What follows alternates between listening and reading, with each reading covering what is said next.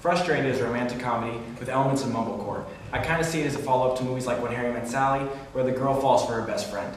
I thought it would be funny to see what happens after they get together, when the relationship changes but neither of the people involved do, and they continue to annoy the hell out of each other. The main character is a college freshman named Ben, who realizes from the get-go that his best friend Christina is way too good for him. Still, in classic rom-com fashion, he wears her down over the first semester, and within the film's first 10 minutes, they're sleeping together. Not having sex, because Christina doesn't believe in premarital sex, they are literally just sleeping.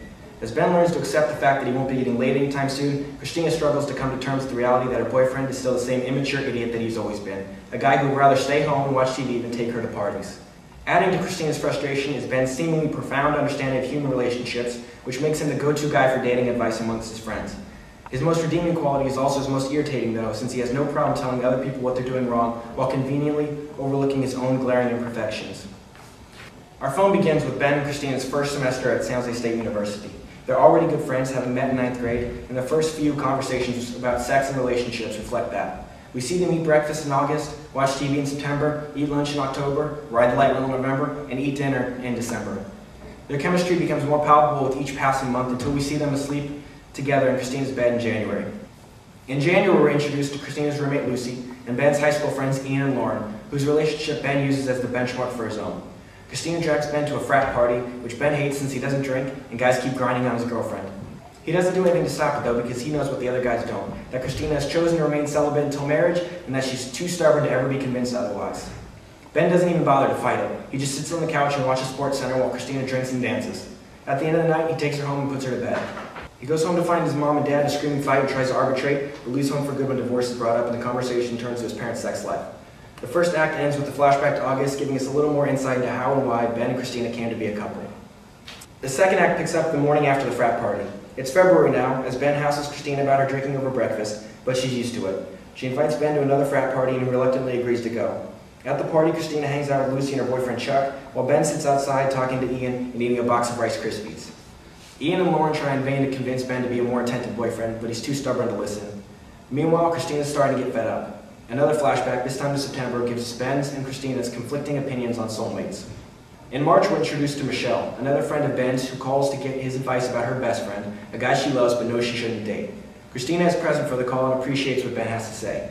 They go to the movies and meet Ben's friend Daniel, with whom Ben has been living since leaving his parents' house. Daniel also wants advice from Ben about what to get his girlfriend for her birthday. Ben and Lucy take Christina to a nightclub in San Francisco for her birthday, and Ben and Christina end up getting into a huge fight about her tendency to binge drink. Like an idiot, Ben abandons her there and takes the train home alone. A flashback to October shows Ben telling Christina about a girl he's interested in and complaining about his sexual frustration, which Christina, of course, finds hilarious. It's April, only a few days after their trip to the club, but Ben and Christina have already moved past their fight. He stops by her dorm to invite her to a movie, but she has homework to do, so he goes without her. After he leaves, Lucy tries to find out from Christina why she's dating him, and Christina does her best to explain it. After agreeing to solve a problem Ian is having with Lauren, Ben spends the entire day theater hopping by himself, which gets old very fast. Christina spends the same day at her desk doing chemistry and has a bit of a breakdown after 10 hours of it. Ben comes by her dorm late that night, but she doesn't answer the door, so he uses that time to call Lauren and fix the problem Ian brought to his attention earlier. A flashback to November gives us a better understanding of the professional ambition that defines Christina and eludes Ben. Christina decides in May to break up with Ben, and Lucy is completely for it. Christina complains that Ben still acts like he did when he was 14, and Lucy points out that not even 14-year-olds want to date 14-year-olds. Ben is never the wiser, but the relationship seems to have stalled when they eat dinner in silence. A flashback to December sees Christina and Ben discussing her most recent breakup, after which Ben suggests that rather than dating a series of losers and dumping them when she gets bored, Christina should simply date a better class of men. The third act begins with Ben getting dumped via email in June. With his heart broken and the school year over, Ben decides it as good a time as any to move back home. When he arrives, he immediately sets out to fix his parents' marriage. Although the relationship isn't something that can be fixed in one night, Ben gets both parties to agree to try again, which is really all he could ask for. A flashback to January shows Ben and Christina's first kiss, which comes immediately after Christina calls Ben a pussy for never going after what he wants. In July, Ben complains about Christina to his boss, Russ, who is just as confused by Christina's actions as Ben is, and offers no help whatsoever. Ben brings Daniel to a party thrown by one of his high school friends and runs into Christina and Lucy. Sick of being in pain, Ben decides to finally give alcohol a chance to do what it does best. He plays one game of beer pong, drinks about 3 beers, and passes out. Daniel loads him into a car and sends him on his way. The next morning, Ben wakes up in Christina's house when a thick, heavy yearbook is dropped on his stomach. Christina yells at Ben for acting like such a child the night before, and Ben tries his best to make it her fault. They argue about what maturity really means, and Christina tells Ben to leave. Instead, he opens the yearbook, which he left in her dorm months before, and reads her message to him from 9th grade. Reminded of how sweet Ben was and is, Christina apologizes. They make up, and the cycle they are stuck in starts all over again. San Francisco-based comedian Tony Kameen, the Marijuana Logs, Real Time with Bill Maher, has expressed interest in playing a supporting role. This project is as close to a sure thing as you can get in this business. It appeals to all audiences, anyone who's ever been in love, and anyone who's ever felt like they weren't getting enough sex. Men who feel unappreciated will relate to Ben, women who feel taken for granted will sympathize with Christina. Young people having the same discussions and arguments in their lives will appreciate the character's honesty. Old people who forget their own lustful youth will appreciate the character's values. Mainstream audiences will recognize a familiar situation. Art house audiences will welcome the unique voice. In this economy, this is exactly what audiences are looking for. It's light, it's funny, and best of all, it's a love story. This isn't the kind of movie you stay home and watch alone on your computer. This is the kind of movie you take a date to because it will create intimacy. You take a girlfriend to because it will make you look good. You take your wife to because it will make you laugh about something you were fighting about 3 days earlier. And best of all, it's the kind of movie you recommend to your friends, your siblings, your parents, and your grown children. Film financing has become most difficult and risky investment because it's really difficult to predict how much profit film can make, and the economy is getting really bad. So right now we have less opportunity to get like 100,000 or even 10,000 from investors. So we believe that the key to launch our project is to minimize the budget. So according to crowdfunding websites such as Indiegogo, the realistic funding goal for future film is about 30,000. So we assume that this is our proper budget unless we have a friend who is extremely rich and willing to pay for our project. But the problem is that if we hire our professional people as our crew member or actors, the budget's gonna be 600,000. So in order us to launch our project, we have to reduce our budget by 95%. And what we can do to minimize our budget is to hire film students or choose not to use a film tape or try to look for the location that we don't need to pay. And first, if we hire a film student, we can cut a lot of expense because most of the costs come from the employment cost. And indeed, this accounts for 60% of the budget if we hire our professional people as our crew member. So since we're gonna hire the film student, we're gonna treat them by providing food and drink, and this reduces 97% of employment cost. And another way to reduce our budget is to shoot our film by using digital camera, because shooting 35mm film is very expensive. So it costs $2,200 for 12 minutes, and this is like 1,000 feet of the film. But when you shoot, you barely get it on the first take. So the typical movie shoot has 1 million feet of the film. This is like $2 million. And also the cost of linear editing itself costs at least a couple $100,000 to $1 million. So shooting with our film with a digital camera and using Final Cut Pro as the editing gives us a lot of advantages. And also the location fee is another concern. If we pay it for every location that we have right now, it's gonna be 10,000 at least. So in order to reduce this cost, we can use our friend's room as our location. Since we mostly have an interior scene in a house or a college, I think we can use our friend's room as a location. And this reduces 70% of our location fee. Our roughly estimated budget is going to be $38,300. And based on this budget, we can finally ask our future investor to finance our project on Indiegogo. The reason why we chose Indiegogo is because we have two reasons. One is even if we fail to achieve our funding goal, we still can get 91% of money that we raise.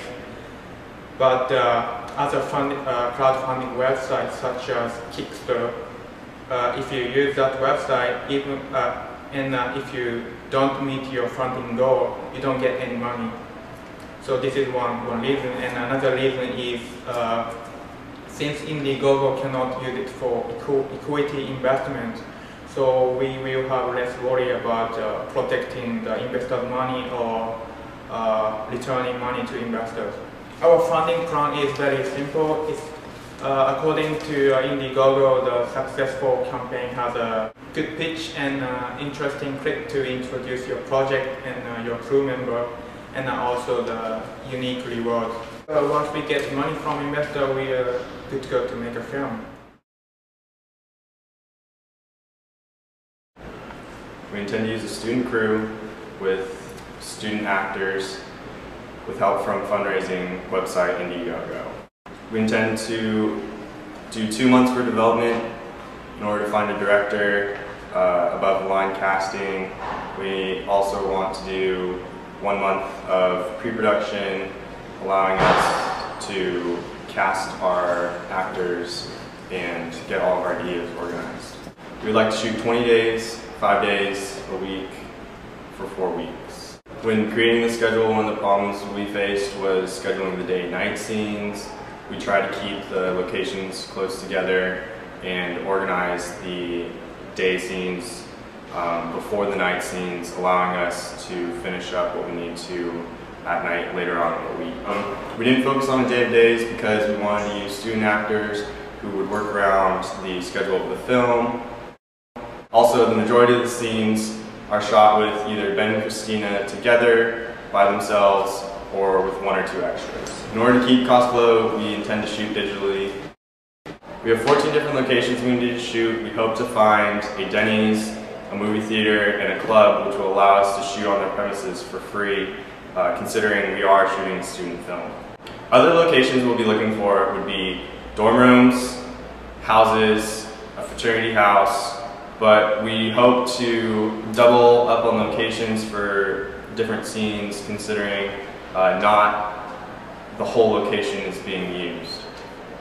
We also intend to dress Denny's as a Caro's in order to eliminate having to locate another location and find clearance. Some clearance or legal issues we might run into may be securing the location for Denny's, movie theater, and SF Club, but since we are shooting a student film, we're going to try to talk them into allowing us to shoot for free, and if not, we have $3,000 in the budget to allocate in order to kind of maybe negotiate a deal. We will not be signatory to any guilds because we are using student actors. Since we are making a student film, we intend to bridge the gap between project resources and project goals by fundraising with the fundraising website Indiegogo. When scheduling week 1, we wanted to schedule Christina's dorm and Lauren's dorm because we would have already established a location. We also scheduled days versus nights, putting the days ahead of the nights. When scheduling week 2, we intend to shoot the frat house and Jared's house in one location, and then move to Ben's house and Daniel's house, shooting those scenes in the same location, and then moving to Michelle's apartment. In week 3, we wanted to shoot Denny's as well as the campus and Ian's dorm. We left Denny's for week 3 so that we could secure a location and any clearance issues or legal issues that we have. In week 4, we intend to finish up the remaining shots by shooting Daniel's dorm, the movie theater, the SF Club, and the light rail stations. We left the movie theater and the SF Club for the last week in order to lock down any clearance or legal issues we might have with those locations, and we figured that the light rail station would be an easy location to just wrap up on. Hi, Masa Nagani. I'm here to talk to you about the marketing and distribution plan of Frustrated. Well, We're targeting college students mainly, as well as some high school students, but mainly individuals who will enjoy a nice teen comedy. But narrative-wise, this film rejects the traditional conventions of a teen comedy in which a marginally attractive male lead somehow gets together with the ultra hot blonde. Well, this fantasy scenario does work on most cases, but in this film we're trying to explore what happens next. The inevitable toll of the relationships. In 1999, American Pie shocked filmgoers and critics everywhere by grossing a huge, whopping $235 million with a mere $11 million budget. And in recent times, in 2011, Easy A, which starred Emma Stone, was able to gross a huge $75 million on a meager $8 million budget. Frustrated, we plan on launching a huge viral campaign to create a digital demand for the film prior to its release. The short videos will feature the viral dialogue from our film, as well as an understanding of the characters. We plan on launching a huge website called Frustrated Text. Now, this website will be along the lines of Text from Last Night or Shit My Dad Says, websites which do feature just small little tidbits of dialogue that really highlight just comedic moments. Along with that, there'll be links to our YouTube channel that has the actual visualized scenes of these short text messages back and forth from two unknown characters. The website also features a very user-friendly template where we are asking the audience, as well as anyone who's interested, to submit their own woes of college relationships, as well as any sexual issues, inhibitions, in a humorous manner. I've already put in a few anonymous tidbits in there to try to guess which one. Through our various viral campaigns, we plan on cultivating a great relationship with websites such as Indie360 or IndieWire, and one of my personal favorites, Film School Rejects. Our Facebook campaign will be targeted towards universities and colleges throughout the United States in order to create a viral demand through groups. The top 3 schools who have the most members in their groups will get a free screening of Frustrated, as well as a short Q&A with the director and the cast. Our main goal is to premiere at South by Southwest Film Festival, which is held in Austin, Texas, filled with a huge movie-going crowd, as well as college students and industry people alike. Cinephiles will appreciate the uniqueness of Frustrated, which features a very distinct narrative that goes against all conventions of teen comedies. On the other hand, the kids who are there to attend the famous South by Southwest Music Festival will see a film that stands apart from the usual film festival schlock. The key to this film is actually having it screened or seen by anybody in the country. So we will not cut costs in terms of getting a lawyer or a publicist or a producer rep.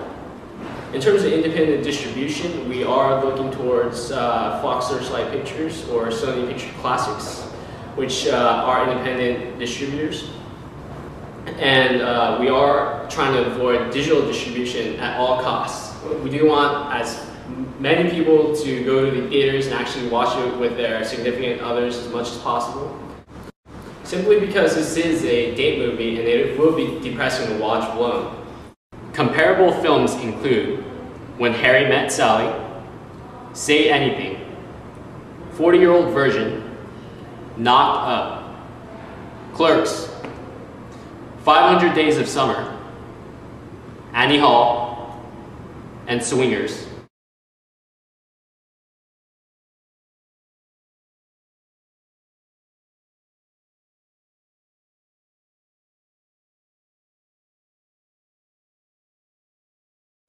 What's like the rating? Is it The what? like R rated? Right now it's written as R, But I curse a lot. But it's all, it's a movie, and then one of the things is that she won't sleep with him. She's decided to remain celibate till marriage, and that's where the title Frustrated comes from.